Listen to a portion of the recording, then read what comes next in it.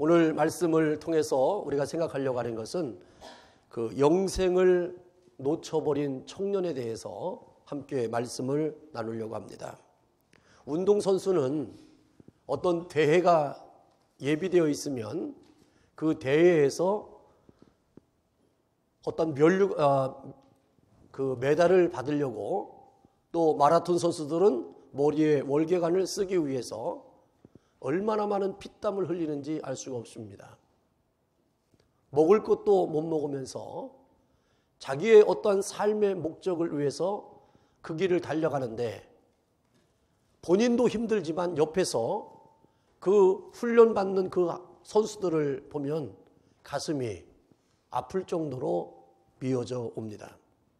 그런데 이들이 피땀 흘려서 연습을 하고 난 다음에 대회에서 영예를 얻게 되면 평생 보장을 받게 됩니다. 그 보장이라고 하는 것이 있기 때문에, 국가로부터 자기들에게 주어지는 보장이기 때문에 모든 것을 견디고 참을 수 있는 거예요. 군인들도 전쟁에서 공로를 세우게 되면 국가로부터 평생 보상을 받습니다.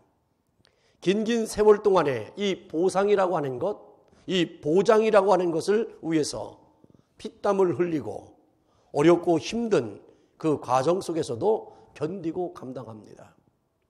연세가 이제 많이 드신 분들은 인생을 살아오면서 많은 것을 회의했어요. 그 회의한 결과 나에게 남겨진 것은 바로 뭐냐면 여러 가지 육체에 남겨진 아픔이에요. 그래서 무릎도 아프고 허리도 아프고 이 관절이 다 아파요. 젊은 사람들 보면 그 아픔이 오는 그 시간으로 가는 거예요, 지금. 그래서 연세 드신 분들이, 젊은 사람들이 막 한번 살아보겠다고, 뭔가 되어져 보겠다라고 막 일할 때마다 이렇게 얘기합니다. 너무 그렇게 하지 말라고. 시험해도 된다고 얘기하지만 젊은 사람들은 그게 아직 안 들려요. 왜냐하면 보상이라고 하는 것과 보장이라고 하는 것에 대한 자기적인 확신이 없기 때문에 그래요.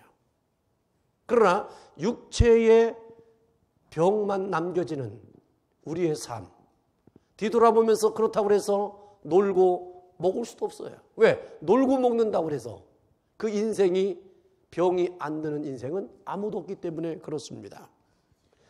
예수님을 믿는 성도들은 무엇을 얻기 위해서 우리는 이렇게 신앙생활을 하고 있습니까? 하나님의 말씀대로 살아간다는 것이 정말 쉽지는 않습니다. 어떤 사람들은 그래요. 믿음으로 사는 게 쉽습니까? 어렵습니까? 쉽습니다. 그런 사람들 보면 이해가 안 가요. 또 어렵습니다. 그러는 것도 이해가 안 가요. 우리는 어렵고 쉬운 것이 우리의 대화의 내용이 아니라 우리는 그저 은혜로 삽니다. 어려운 걸 얘기하다 보면 끝도 없고 쉽다라고 얘기하는 것도 맞지가 않습니다. 왜냐하면 인생이라고 하는 시간을 보내는 과정 속에서 갈등이라고 하는 것은 우리의 삶의 중심 속에 있는 거예요. 그리고 두려움이라고 하는 것, 염려라고 하는 것, 근심이라고 하는 것이 성경에는 분명히 우리에게 주어지는 인생의 삶이 있기 때문에 성경에서는 하지 말라고 한 것입니다. 그런데 하지 말라고 해서 안 되는 게 아니라 자동으로 되는 것이 우리의 인간의 한계라고 하는 것을 느끼게 되죠. 그렇지만 우리가 말씀에 순종하려고 몸부림치는 것은 무엇을 얻기 위함이라고 하는 것이 우리에게 목적이 되기 때문에 몸부림치는 겁니다. 영생을 얻는 믿음의 길을 걸어간다는 그 자체, 우리에게는 잊을 수 없는 과제죠. 그래서 요한복음 14장 6절에 보면 나는 길이요 진리요 생명이니 나로 말미암지 않고는 아버지께로 올 자가 없다. 하나님께로 갈 수 있는 유일한 길은 내가 어떻게 노력하고 애써서 목적을 이루고 보상과 또 그 보장이 받아지는 인상의 이 세상의 삶을 통해서 얻어지는 결론이 아니라 예수님을 믿음으로 말미암아 갈 수 있는 그 길이 바로 천국이라고 하는 것을 우리는 믿기 때문에 그렇습니다. 요한복음 3장 15절에도 보면 예수님을 믿는 자마다 영생을 얻게 하려 하심이라고 말씀하셨어요. 즉 약속한 생명, 영생을 얻기 위해서 우리는 이 믿음의 길을 걸어간다고 하는 것입니다. 그러면서 과연 내 안에, 내 믿음 안에 생명과 영생을 소유한 하나님의 말씀 경험과 하나님의 체험이 있는지 자기 자신에게 진지하게 자문을 해봐야 됩니다.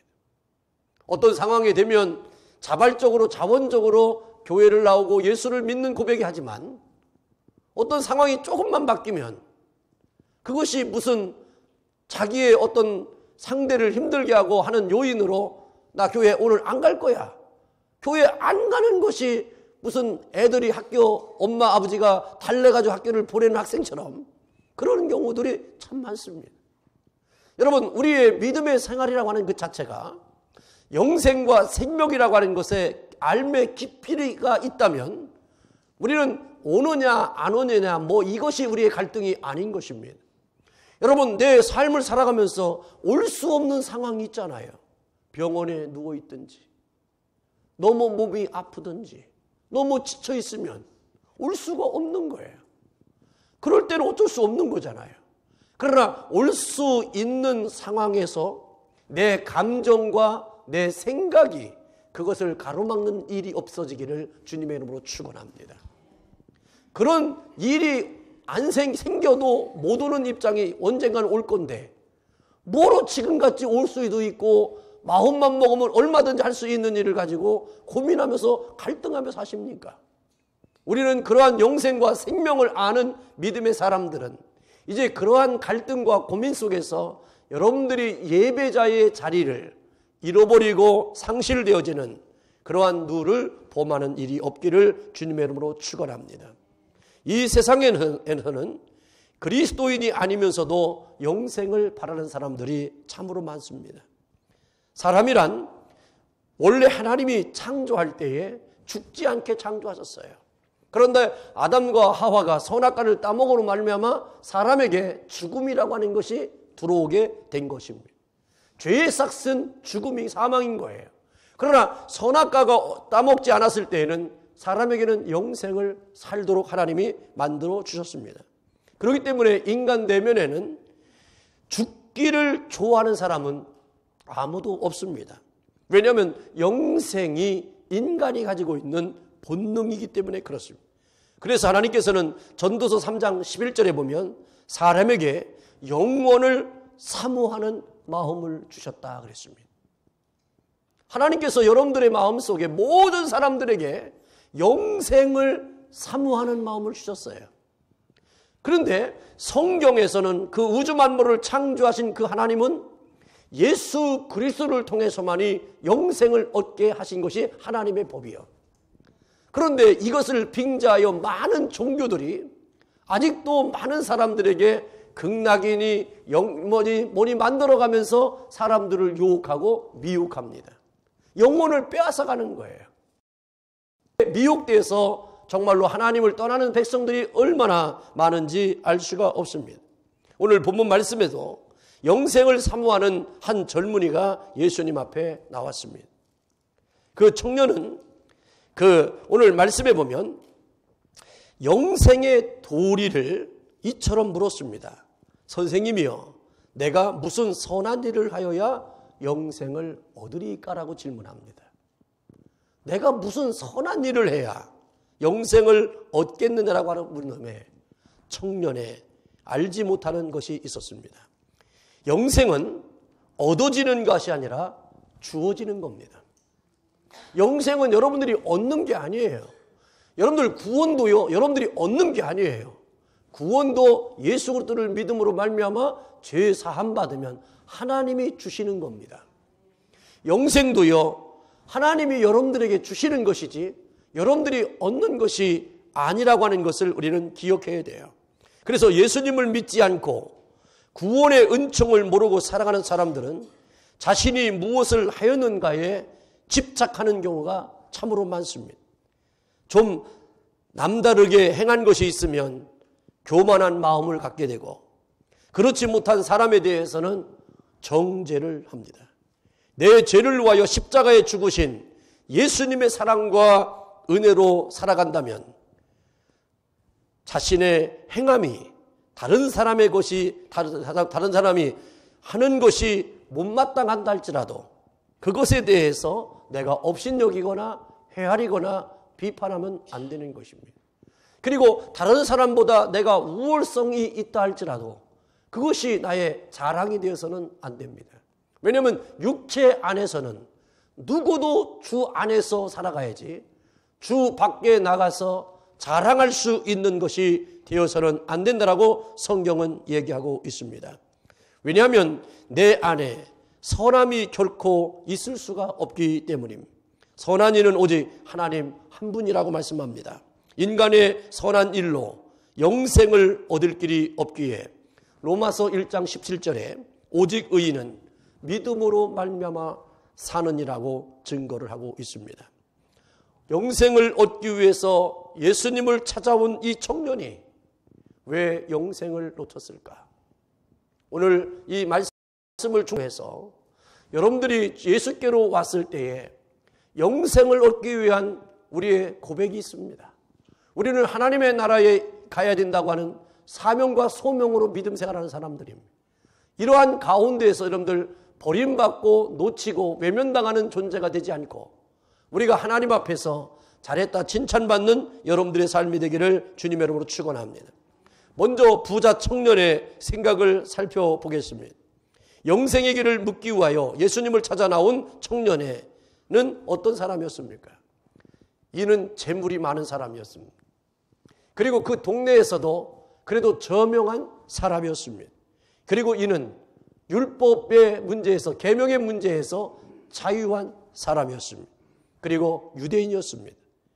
그는 모든 면에 있어서 부족함이 없는 사람이었습니다. 그리고 그의 마음에는 그러나 마음 한 언저리에는 언제나 불안한 마음이 있었는데 그 불안한 마음은 바로 영생에 관한 것이었습니다. 그는 영생에 관한 자신이 가질 수가 없다는 것을 알게 되어서 그리고 이가 영생에 대한 문제를 고민하다가 요한복음 3장에 보면 니고데모라고 하는 사람이 예수님을 한밤중에 찾아와서 영생에 대한 문제를 묻지 않습니까? 그때 예수님께서 그에게 말씀하기를 거듭나야 하나님 나라를 볼 수 있고 물과 성령으로 거듭나야 하나님 나라에 들어갈 수 있다라고 말씀을 하셨습니다. 그래서 이도 다시금 이 청년도 물어본 말이 바로 무엇이냐면 내가 무슨 선한 일을 하여야 영생을 얻으리까라고 질문을 하고 있습니다. 선한 일이란 아가돈이라고 하는 헬라어를 썼는데 이 아가돈이라고 하는 말은 윤리적, 율법적 일로 사람이 외모로 보기에 선한 일을 가리키는 겁니다. 즉 도덕적이고 윤리적이어서 다른 사람들이 그를 볼 때에 인정되어지는 삶을 얘기하는 겁니다. 즉 아가돈이라고 물어본 것은 선생님이요 내가 어떻게 삶을 살아야 영생을 얻을 수 있습니까? 라는 질문이 아니라 사람들로부터 인정을 받는 사람이 될 수 있겠습니까? 라는 겁니다. 즉 사람에게 인정받으면 하나님께도 인정받을 줄 안다라고 하는 것이 이의 중심 속에 있는 것입니다. 하나님은 우리에게 늘 말씀하시는 게 뭡니까? 사람은 외모로 보거니와 나 여호와는 중심을 보신다는 겁니다. 중심을 보는 겁니다. 그래서 하나님은 우리의 중심이 어떠한지를 보는데 이 청년은 보여지는 거에 치우쳐서 이제는 그 보여지는 것 속에 더 많은 사람들로부터 인정받고 칭찬받는 것에 대한 관심의 질문이었다는 것입니다. 여기서 선한 일은 바로 그겁니다. 즉 하나님의 선하심의 역사를 통해서 내가 하나님을 하게 인정받는 삶, 하나님이 인정하셔서 나에게 허락하시고 약속하신 것을 주시기 위한 삶이 어떻게 살아야 됩니까? 라고 질문하는 질문이 아니라 이에게 저변에 깔려있는 것은 자기요 사람이라고 하는 것에 갇혀있게 되었다는 것입니다. 이 청년이 영생을 사모하긴 했지만 그 방법을 몰랐습니다. 무슨 선한 일이 무엇인가 하는 그 해답을 얻으려고 했다는 것입니다. 우리는 여기서 영생을 얻으려고 하는 세 종류의 사람을 볼 수 있습니다. 첫째로 신앙의 사람입니다. 영생의 조건이 오직 믿음에 있는 것으로 알고 영생 되시는 예수 그리스도를 믿는 삶으로 영생을 얻는 것을 알고 살아가는 사람을 신앙인의 사람입니다. 두 번째로 율법적인 사람입니다. 율법을 행함으로 영생을 얻는 줄로 알고 율법을 지키는 일에 전념합니다. 이 사람들은 육적인 이스라엘 사람들이요, 바리새인을 얘기하고 예수님이 그토록 질책했던 외식하는 사람들을 얘기합니다. 그리고 양심적인 사람입니다. 도덕적인 기준에 의하여 영생을 얻으려고 하는 사람입니다. 여러분, 툭 하면 얘기하잖아요. 예수 믿는 사람이 그럽니까? 교회 다니는 사람이 그러면 됩니까? 목사가 그러면 됩니까? 장로가 되면 그렇습니까? 권사가 그러면 됩니까? 이렇게 얘기하는 것은 바로 뭐냐면 양심적인 것을 얘기하는 겁니다. 여러분, 예수 믿는 사람들, 또 여러분들 남편이나 부인한테 어떤 직분을 가지고 있는 것 가지고 시비 걸지 마세요. 그거는 영생의 문제를 양심의 것으로 자꾸만 발목을 잡으려고 하는 거예요. 우리는 양심의 사람이 아니에요. 우리는 양심을 극복한 사람들이에요.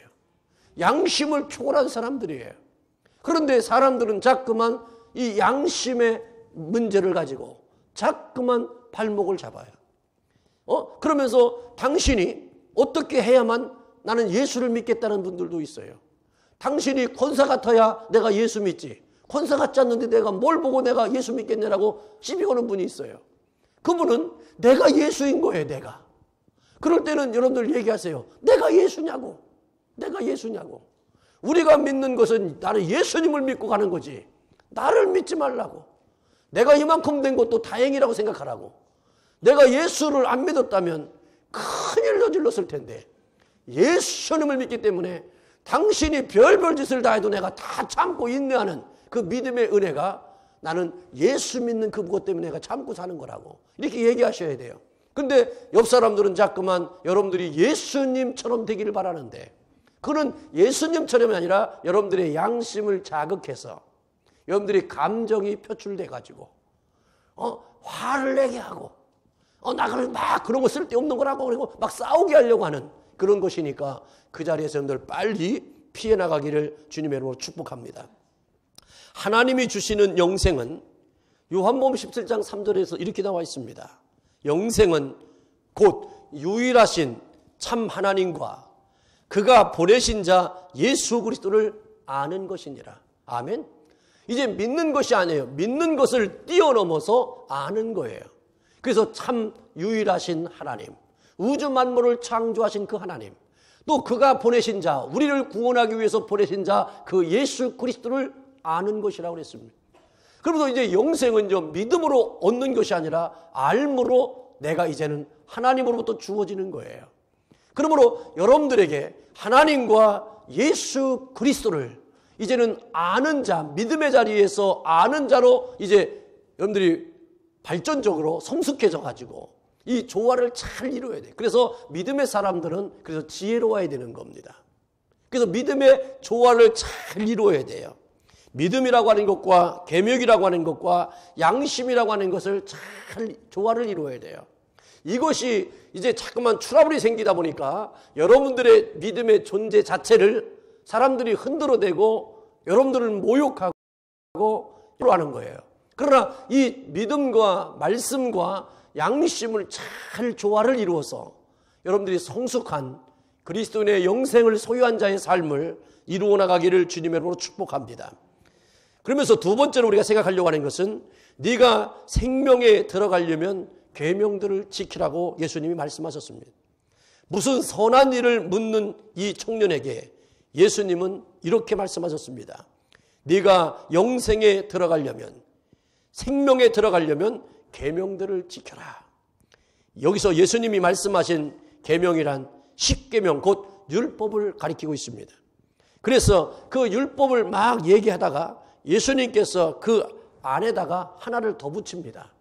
그것은 바로 뭐냐면 네 이웃을 네 몸과 같이 사랑하라는 말씀을 덧붙이게 되어 있었습니다.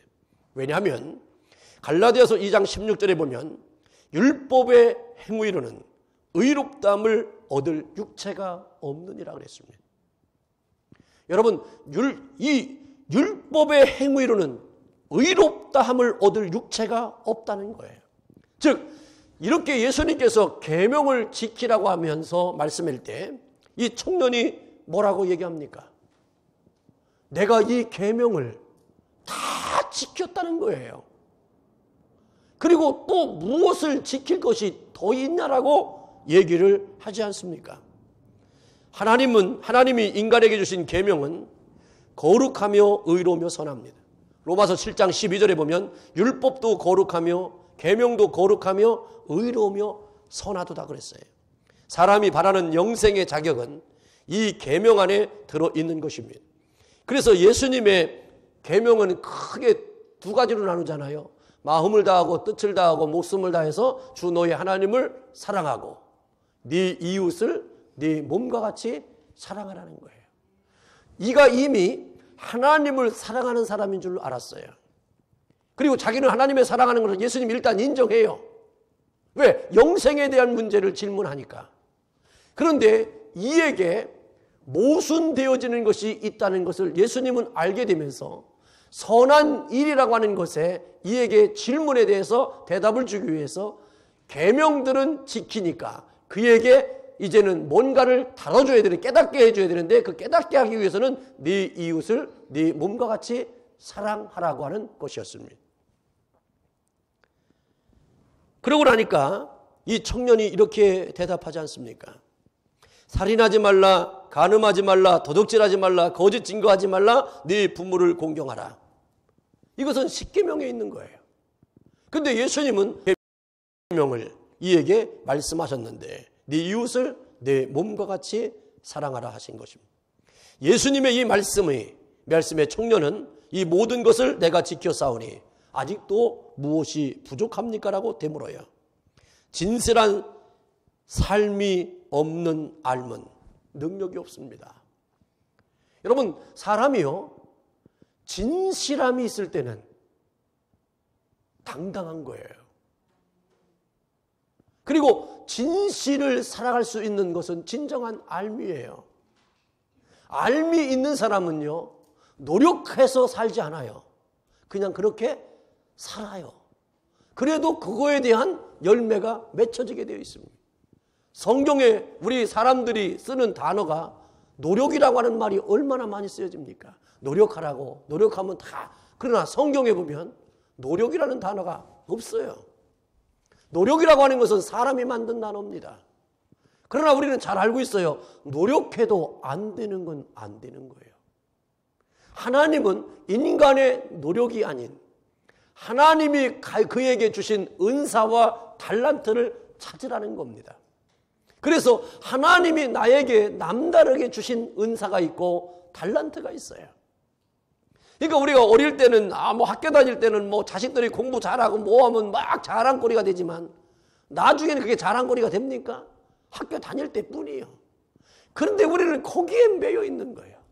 여러분, 공부 못하는 사람이 사회생활을 못하는 게 아닌 거예요. 또 공부 잘하는 애가요, 사회생활도 잘하는 게 아니에요. 그런 게 중요한 게 아니에요. 중요한 건 뭐냐면 그가 하나님으로부터 받은 은사가 무엇인지를 알고 사느냐 이거예요. 그래서 그것 때문에 자기는 행복하게 산다는 거예요. 그것 때문에 감사하는 삶이 있다는 거예요. 그럴 때 이에게는요, 감동의 역사가 있게 되는 겁니다. 오늘 하나님의 말씀에 신명기서 13장에 보면 10장 13절에 보면 내가 오늘날 네 행복을 위해서 내게 명하는 여호와의 명령과 규례를 지키라 그랬어요. 하나님이요, 율법과 계명과 율례를 주신 것은 우리를 힘들게 하려고 하는 것이 아니라 너희를 행복하게 하려고 한다는 거예요. 그러니까 하나님의 말씀이대로 사는 것이 내가 행복해야지. 나는 하나님의 말씀대로 사는 게 너무 힘들고 부담스럽고 남의 것 같다 생각하면 아직도 나에게 주신 하나님의 은사와 은혜를 아직도 희복하지 않았기 때문에 그러는 거예요. 그러니까 여러분들이 예수님을 믿는 것이 하나님의 말씀을 알고 그렇게 사는 것이 행복해지시기를 주의 이름으로 축원합니다. 나는 이 말씀 지키면 불행할 것 같다 그러면 안 지켜도 돼. 왜? 내가 이 말씀을 지키면 불행하면 하나님의 뜻이 아니잖아. 근데 이 말씀을 지키면 내가 행복할 것 같다 그러면 지키세요, 힘들어도. 그러면 하나님이 보장을 따르게 된다는 것입니다. 우리의 행복을 위해서 말씀을 주시고 계명을 주신 하나님, 하나님이 주신 계명대로 살면 행복해집니다. 진정한 행복은 하나님이 베풀어 주신 말씀에 자유할 때 누릴 수 있는 거예요. 그러나 이 청년은 계명에서 붙잡혀 있지만 그 계명을 지키는 것으로 자기의 존재감을 느꼈던 거예요. 우리는 계명을 지키는 데 목적이 있는 게 아니라 우리는 행복해야 되고 우리는 자유해야 되고 우리는 어떤 형편과 상황 가운데서도 누릴 수 있는 그 은혜가 여러분들의 삶 가운데 넘쳐나기를 주님의 이름으로 축원합니다. 마지막으로 청년에게 부족했던 한 가지 일이 있었습니다. 예수님이요, 네 이웃을 네 몸과 같이 사랑하라고 했을 때, 그렇게 계명을 주었을 때 이 청년은 모든 것이 다 지켰다고 했고 내가 뭐가 부족한 것이 더 있습니까? 라고 얘기할 때 예수님이 그에게 던진 질문이 뭔지 아십니까? 21절에 보면 예수께서 가라사대 네가 온전하고자 할진대 그랬습니다. 네가 온전하고자 할진대 가서 네 소유를 팔아 가난한 자들에게 주라고 그랬습니다. 여러분, 온전해진다는 게 뭡니까?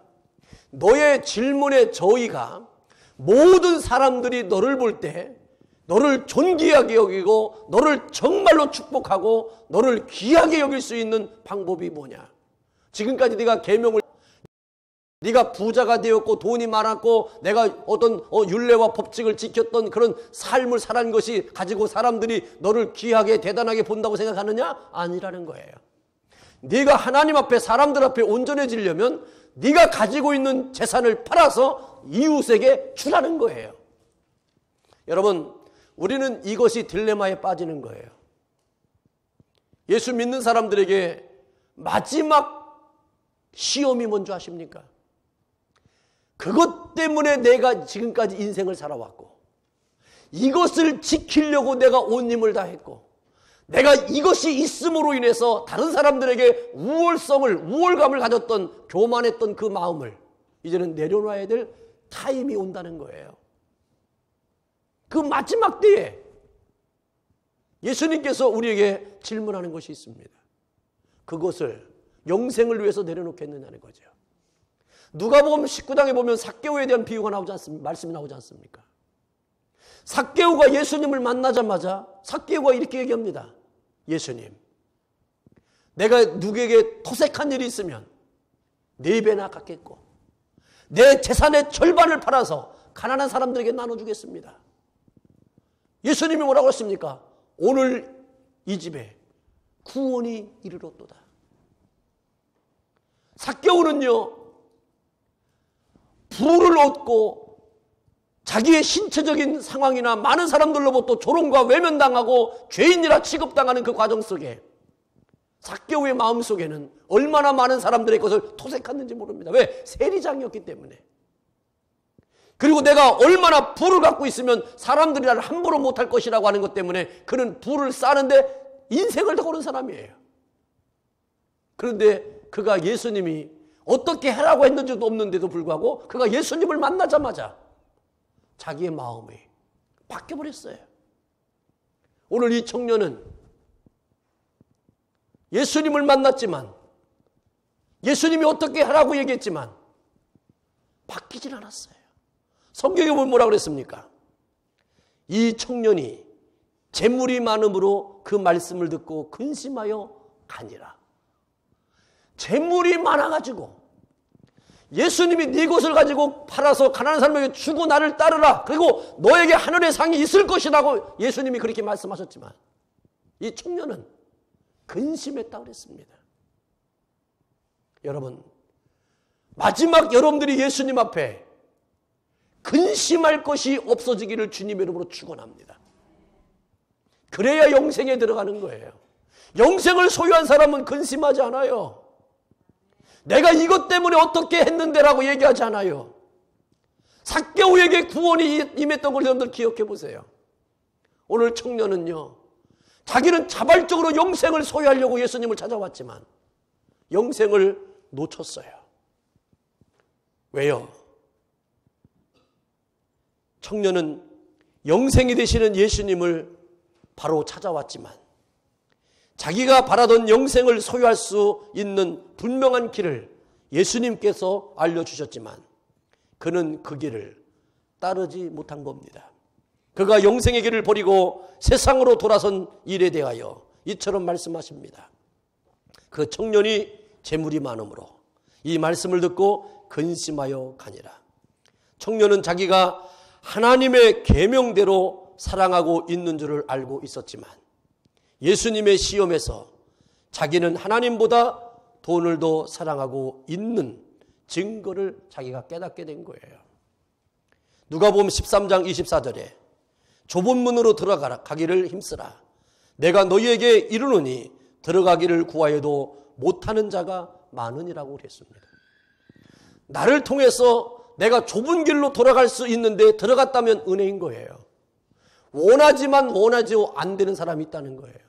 여러분들이 하나 예수님을 믿으면서 말씀의 삶을 살아가면서 여러분들이 신앙생활 해가면서 말씀에 부딪힐 때 내가 말씀에 져야지. 말씀을 이기지 마십시오. 말씀을 꺾지 마십시오. 말씀을 재해석하려고 하지 마세요. 그리고 말씀 앞에 변명하려고 하지 마세요. 그러면 여러분들은 영생의 길에서 벗어나게 되는 것입니다. 오늘 그 23절, 24절에 보면 이렇게 되어 있습니다. 예수께서 제자들에게 이르시되 내가 진실로 진실로 너에게 이르노니 부자는 천국에 들어가기가 어려우니라. 왠 줄 아십니까? 부자는 천국에 못 간다고 하지 않았어요. 어렵다라고 그랬어요. 다시 너희에게 말하노니 약대가 바늘기로 들어가는 것이 부자가 하나님 나라에 들어가는 것보다 쉬우니라 하신대. 제자들이 듣고 심히 놀라 가로되 그런즉 누가 구원을 얻을 수 있으리까? 26절 예수께서 저희를 보시며 가라사대 사람으로는 할 수 없으되 하나님으로서는 다 할 수 있느니라. 여러분들은 우리 오늘 결심해야 될 것이 말이 뭐냐면 나는 사람 때문에는 못해도 하나님 때문에는 해야 돼요. 나는 사람 때문에 바뀌지 않아도 나는 하나님 때문에 바뀌어야 되는 거예요. 나는 사람의 말 때문에는 이렇게 하고 저렇게 하지는 않아도 하나님 말씀 때문에는 난 이렇게 해야 되는 거예요. 이게 영생을 얻은 자의 삶입니다. 사람으로는 할 수 없으되 하나님으로 할 수 있는 거예요. 오늘 삭개오는요 예수님을 만나자마자 하나님의 은혜로 그는 영생을 구원을 받는 자가 되었고 이 청년은 자기가 자원해서 영생을 얻으려고 찾아왔지만 그는 재물이 많음으로 근심하여 돌아갔다. 그러니까 여러분들 그만한 재물이 없는 여러분들이 복이요 아니요? 복이요. 내가 다른 사람보다 월등해서 교만할 것이 없는 내가 복이요. 자랑할 것이 없는 게 복이요. 언젠가는 주님이 내 앞에 딱 질문할 때가 와. 네가 그거를 붙잡을래? 나를 붙잡을래? 네가 영생을 소유할래? 아니면 지옥을 소유할래? 네가 이 세상에서 아직도 살아남을래? 하나님의 약속한 언약의 기업이 될래? 라고 질문할 때 여러분들이 그토록 지켰고 나 이걸 아니면 못 살겠습니다 했던 몸부림쳤던 것을 탁 놔야 되는데 늘 그때에 근심하는 자가 아니라 아이고 뭐 하나님 마음대로 하세요. 내가 원래 아무것도 없던 사람입니다. 나는 가져온 것도 없고 가져갈 것도 없습니다. 주님 마음대로 하세요 라고 할 수 있는 여러분들 은혜가 되기를 주님으로 축원합니다. 그러니까 부모님이 여러분들 보고 얘야 나 용돈 좀 1,000불만 줘라 그러면 얼른 줘야지. 지난주 줬는데 또 줘요? 그러지 말고 그냥 알아서 드려. 왜 달랠 때까지 기다리냐 이거지. 여러분 또 자식도 이렇게 보면 내가 저 자식에게 뭔가 도와줘야 될 일이 생겼다면 얼른 도와줘야지. 와서 막 어려운 부탁할 정도로 있을 것도 없어요. 그러니까 우리가 보면 알잖아요. 그러니까 믿음 생활도 삶도 마찬가지예요. 그러니까 우리가 인생을 살아가면서 이제는 붙잡고 있는 것이 여러분들이 그것을 지키려고 했던 것이 마지막에는 근심이 아니라 그것이 여러분들에게 행복이 되고 자유하게 되어지는 그 은혜를 경험하기를 축복합니다. 오늘 이 청년처럼 정말로 근심하여 돌아갔다. 여러분들 예수 믿고 하나님의 은혜로 살아왔던 여러분들이 내가 웃으면서 삶을 살아가야지. 근심하여 돌아가는 여러분들이 되지 않고 늘 교회에 와서 예배드리고 성도들과 함께 만나고 대화 나누고 집에 갈 때는 내가 행복하다. 오늘 참 감사하다. 나는 오기 싫었는데 오늘 왔더니 참 형제 만났다. 이렇게 좋은 걸 다음 주에는 더 일찍 와야겠다 하면서 기쁜 마음으로 이렇게 하고 집에 돌아가야지. 근심하여 그렇게 근심이 없는 여러분들이 되기를 주님의 이름으로 축원합니다. 기도하겠어요. 할렐루야. 아버지 하나님 감사합니다. 흩어 구제하여도 더욱 부하게 되는 일이 있나니 과도히 아껴도 가난할 뿐이니라. 구제를 좋아하는 자는 풍족하여질 것이요 남을 윤택하게 하는 자는 윤택하여지리라고 말씀하셨습니다.